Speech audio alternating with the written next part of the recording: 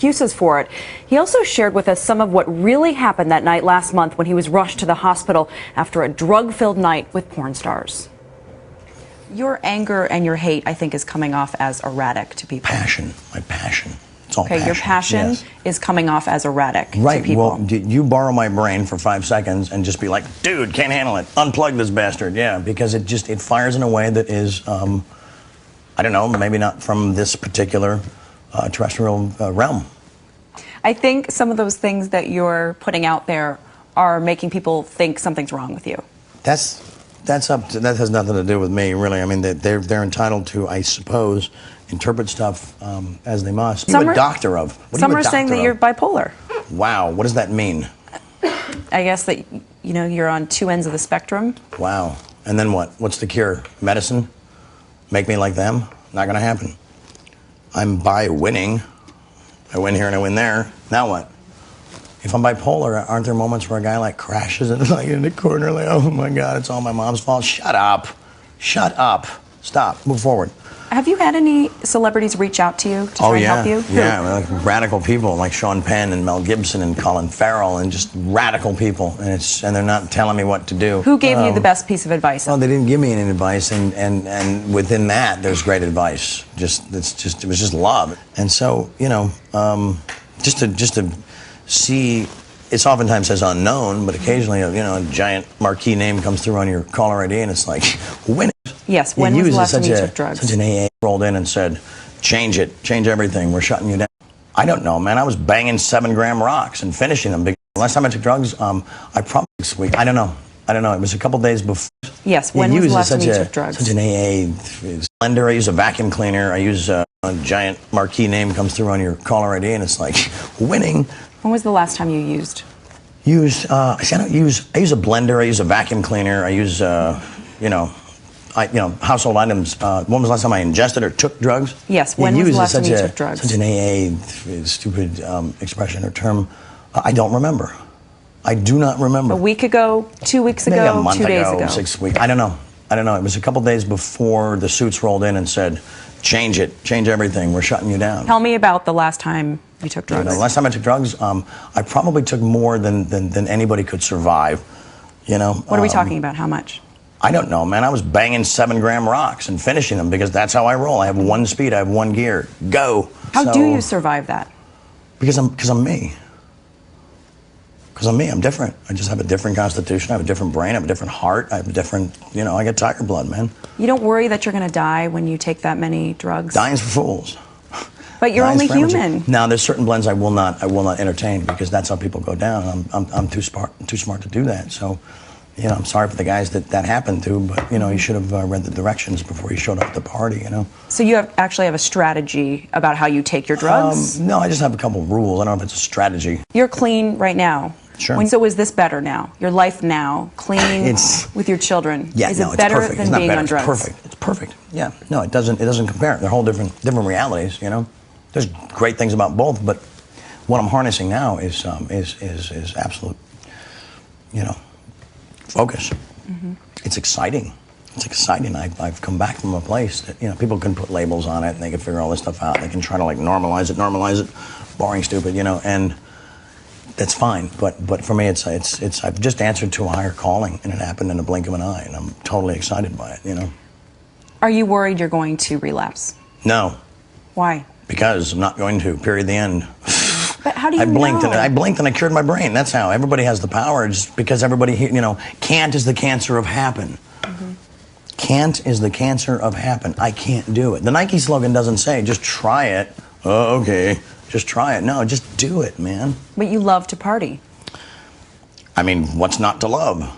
How do Especially when you see how I partied, man. It was epic. The run I was on made Sinatra, Flynn, Jagger, Richards, all of them just look like, you know, droopy-eyed, armless children. When you look back at the last time you used drugs, are you disgusted with yourself, or do you think, how could I have done that? I'm proud of what I've created. It was radical. You're proud of that party moment? Of course. Why wouldn't I be? No, Why would you be? Because I expose people to magic. I expose them to something they're never otherwise going to see in their boring, normal lives. And I gave that to them. I may forget about them tomorrow, but they'll live with that memory for the rest of their lives. And that's a gift, man. One of the women said that she was afraid she might OD. one of the women who was here. What's that got to do with me? You're showing them the party. That's got nothing to do with me. That's all on her. And if she does, I'm sorry. You say that you like the feeling of being on drugs, and it's Not exciting anymore, and fun. Not anymore. It bored the hell out of me after a while. I was like, okay, let's try something else. How can anyone believe that you will stay clean, given your track record? I'm not interested in what people believe. I'm interested in what I believe, and I believe in the truth, and that's what rules me. And Charlie Sheen did end up taking that drug test while we were in his home. He passed the urine test, but also took a more comprehensive blood test that would reveal if even more drugs were taken. In an extensive, intimate, edgy conversation, Sheen talked to our Andrea Canning, his first television interview since CBS pulled the plug on his blockbuster show. And Andrea, what an experience. You spent all day Saturday. I was screening the interview yesterday, and you were both literally on the edge of your seats during this interview. And his anger at CBS is so palpable. He told you he's going to sue. He is, absolutely. And this is a guy who says, I am not going to be kicked around anymore. He had so much to say, from confirming he will go after the network to actually apologizing, sort of, to the show's creator. He says his life is now magic, that he was cured in the blink of an eye after answering to a higher calling. I get in trouble for being honest, and sometimes, I've always been the guy that's been, I'm extremely old-fashioned. I'm a nobleman. I'm chivalrous. I believe that chivalry is not dead. It's just been in a coma for a long time. But for Charlie Sheen, the past few months have been one tabloid headline after another. Drug-fueled nights with porn stars, marital woes, and very public squabbles about his job. We're on forced hiatus. They said, you get ready, we'll get ready, and I got ready, I went back, nobody's there. All these radio rants have people thinking Charlie Sheen has got to be on drugs again. Sure. Yeah. Yeah, I am on a drug. It's called Charlie Sheen. It's not available because if you try it once, you will die. Your face will melt off, and your children will weep over your exploded body. Too much. So it's just I woke up and decided, I've been kicked around, I've been criticized, I've been like the aw shucks guy with like this bitch in rock star life, and I'm just finally gonna completely embrace it, wrap both arms around it, and love it violently, and defend it violently through violent hatred. I don't know what to tell you, man. I'm here and I'm ready. They're not. Bring it. Finally, CBS had enough, shutting down 2.5 Men. And defend it violently through violent hatred. I don't know what to tell you, man. I'm here and I'm ready. They're not. Bring it. Finally, CBS had enough, shutting down 2.5 Men for the rest of the season, putting Sheen and the entire...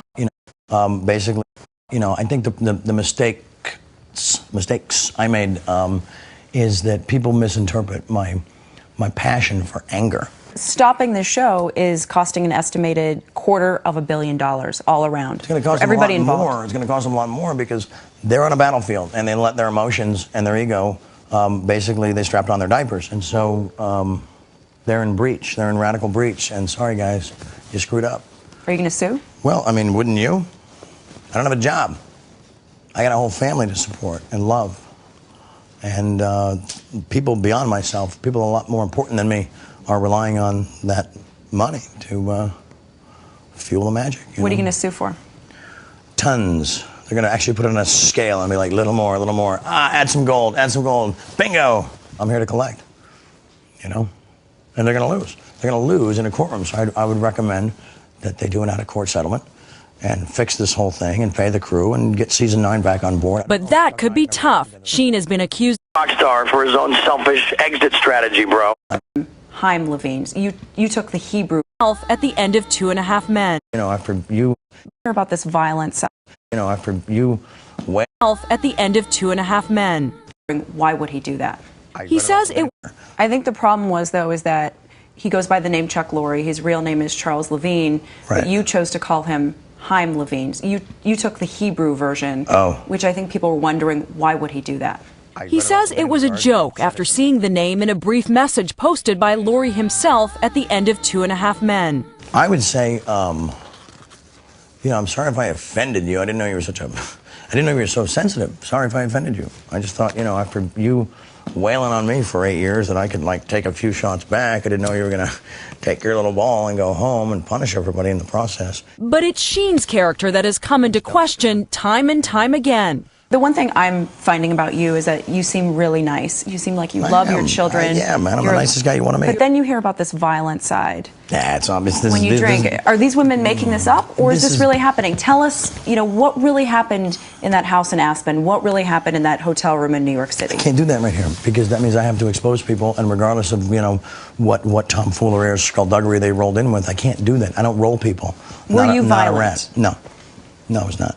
So why did they say you were violent? I don't know, because it was making stuff up. Instead of the source, they're gonna, and everybody takes their word over mine. Do you have a violent side at all? Today, when it's needed to protect my family, absolutely. And it's unlike anything you'll ever see. Are there any drugs in this house? To my best knowledge, no. No drugs in the house right now? Not that I know about. If I know about them, I'll find them and throw them away. It's not a big deal. Ooh, drugs in the house. What about the people who supply you with drugs? Are they out of your life? Again, I cannot speak about things that are sort of, that's really nobody's business. I think you know the answer to that, Are you willing to take a drug test? Sure, you got a cup. I mean, I got nothing to hide. And there are some reports. So much there. I want to.